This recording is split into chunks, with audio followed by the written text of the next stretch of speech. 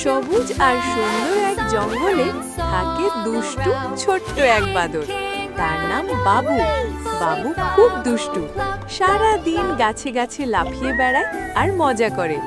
বাবুর সবচেয়ে প্রিয় খাবার হলো মিষ্টি হলুদ রঙের কলা। একদিন বাবু গাছের ডালে বসে মজা করে কলা খাচ্ছিল। সে একটা সুন্দর সাদা ছাগলছানা দেখতে পেল এবং সে তাকে দেখিয়ে দেখিয়ে কলা খেতে লাগলো।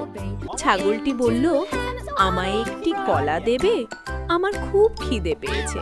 দাও না, দাও না একটি কলা। বাদরবাবু বলল, না, এটি আমার কলা, আমি কাউকে দেব না। ছাগলছানা একটু হতাশ হলো।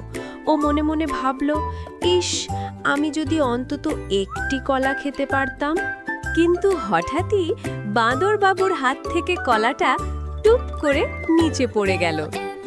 ছাগল উচ্ছ্বাসের সাথে লাফিয়ে উঠে বলল, ইয়া, এটা আমি পেয়ে গেছি, কত মজা, এখন এটা তো আমার ভাগ্য। বাঁদরবাবু বলল, আরে, আমার কলা কে খেলো? খেও না বলছি।